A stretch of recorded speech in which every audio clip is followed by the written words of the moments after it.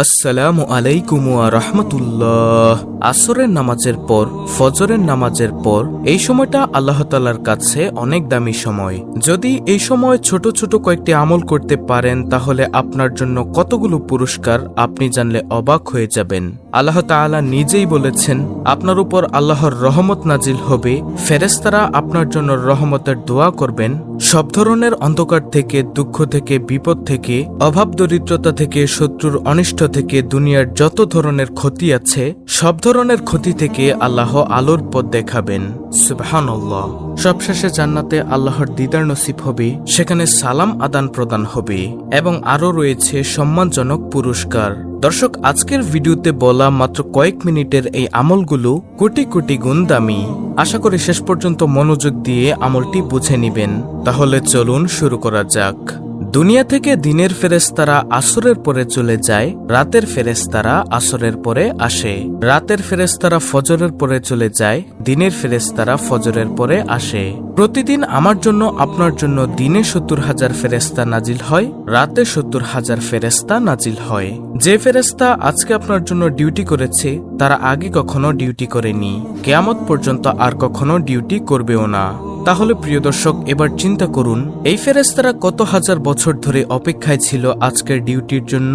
এদেরকে বানানোর পর আল্লাহ তাআলা যেন একটা চিরকুট লিখে দিয়েছেন যে অমুক সালের অমুক তারিখে অমুক দিনে তোমার ডিউটি। এই কাগজটা নিয়ে সে অপেক্ষায় ছিল হাজার হাজার বছর ধরে। আজকে যখন তাদের ডিউটির দিন এসেছে তারা কি পরিমাণে খুশি হয়েছে চিন্তা করুন। তারা খুশি এ কারণে যে তাদেরকে এই দিনের জন্যই বানানো হয়েছিল। সূরা বনী ইসরাইলের ৭৮ নং আয়াতে আল্লাহ তাআলা বলেন, ওয়া কুরআনাল ফাজরি ইন্না কুরআনাল ফাজরি কানা মাশহুদা। আর ফজরে কোরআন পাঠের স্থায়ী নীতি অবলম্বন করো, কেননা ফজরের কোরআন পাঠে উপস্থিত থাকা হয়।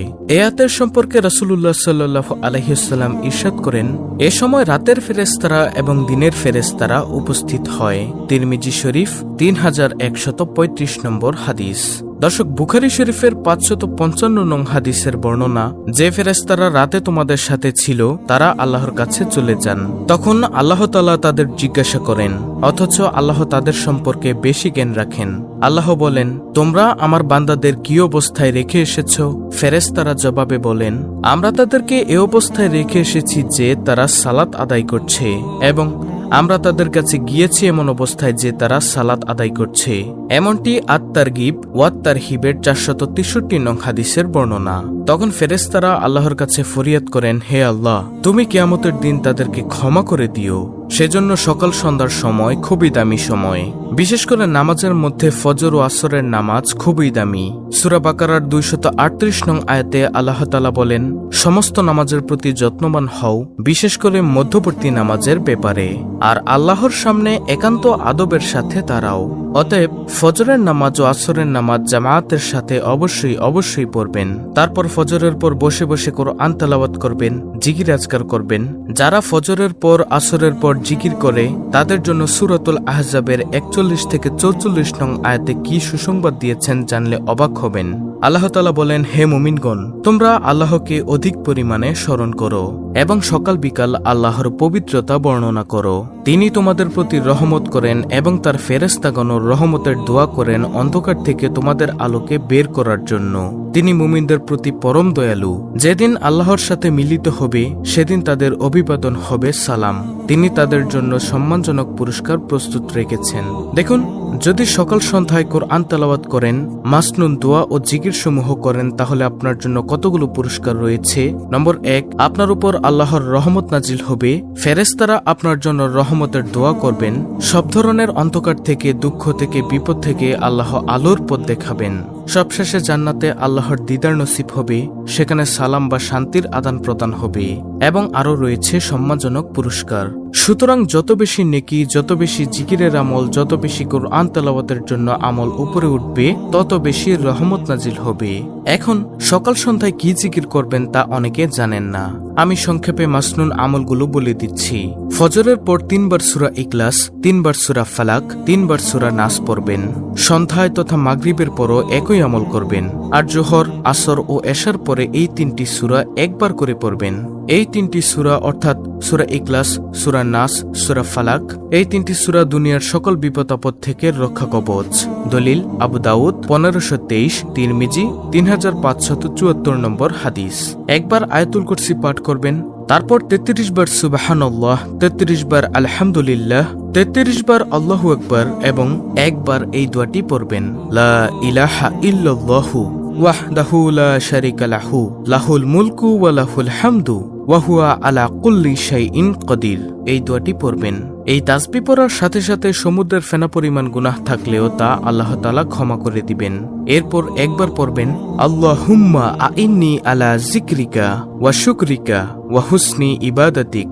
অর্থ, হে আল্লাহ, আপনার স্মরণে, আপনার কৃতজ্ঞতা প্রকাশে এবং আপনার উত্তম ইবাদতে আমাকে সাহায্য করুন। আবু দাউদ 1522 নম্বর হাদিস। নবীজি সাল্লাল্লাহু আলাইহি ওয়াসাল্লাম তার সাহাবী মুয়াজ বিন জাবালকে বলেন, হে মুয়াজ, তুমি জীবনেও এই দোয়াটি ছাড়বে না, অর্থাৎ উপরে বলা এই দোয়াটি। সুতরাং যারাই এই হাদিস শুনছেন তাদের কাছে অনুরোধ, আপনারও জীবনে এই দোয়াটি ছাড়বেন না। এরপর ফজরের নামাজের পর 3 বার পড়বেন, সুবহানাল্লাহি ওয়া বিহামদিহি আদাদা খালকিহি ওয়া রিদা নাফসিহি ওয়া জিনাতা আরশিহি ওয়া মিদাদা কালিমাতিহি। অর্থাৎ আল্লাহর প্রশংসা সহ তার পবিত্রতা ঘোষণা করি, সৃষ্টির সংখ্যা পরিমাণ, তার নিজ মর্জি অনুযায়ী তার আরশের ওজন বরাবর ও তার বাণীসমূহের সমান সংখ্যক প্রশংসা। মুসলিম 2726 নম্বর হাদিস, তিরমিজি 3555 নম্বর হাদিস। তারপর সকাল সন্ধ্যা 3 বার করে পড়বেন, আউযু বিকালিমাতিল্লাহি তাম্মাতি মিন শাররি মা খালাক। অর্থ, আমি আল্লাহর পরিপূর্ণ কালেমার দ্বারা প্রত্যেক শয়তান, বিষাক্ত প্রাণী এবং প্রত্যেক কুদৃষ্টির অনিষ্ট থেকে আশ্রয় চাইছি। দলিল মুসলিম শরীফের হাদিস, হাদিস নম্বর 2709। এই দোয়াটি পাঠ করলে আল্লাহর সৃষ্টি জগতের কেউ সারাদিন আপনার কোনো ক্ষতি করতে পারবে না, যেটা আপনারা থাম্বনেলে দেখতে পেয়েছেন। তারপর একবার সৈয়দুল ইস্তেগফার পড়বেন। ক্ষমা প্রার্থনার এই শ্রেষ্ঠ দোয়াটি যদি কেউ সন্ধ্যাবেলায় পড়ে ওই রাতে মারা যায় অথবা সকালবেলায় পড়ে ওই দিনে মারা যায়, তাহলে সে জান্নাতি হবে। দলিল বুখারী শরীফের হাদিস, হাদিস নম্বর 6323। আর সৈয়দুল ইস্তেগফারটি হলো, আল্লাহুম্মা আনতা রাব্বি লা ইলাহা ইল্লা আনতা খালাকতানি ওয়া আনা আবদুকা ওয়া আনা আলা আহদিকা ওয়া ওয়াদিকা মাসতাতু আউযু বিকা মিন শাররি মা সানাতু আবুউ লাকা বিনিআমাতিকা আলাইয়া ওয়া আবুউ লাকা বিযাম্মি ফাগফিরলি ফাইন্নাহু লা ইয়াগফিরুয যুনুবা ইল্লা আনতা। এটি হলো সৈয়দুল ইস্তেগফার। স্ক্রিনশট নিয়ে মুখস্থ করে নেবেন।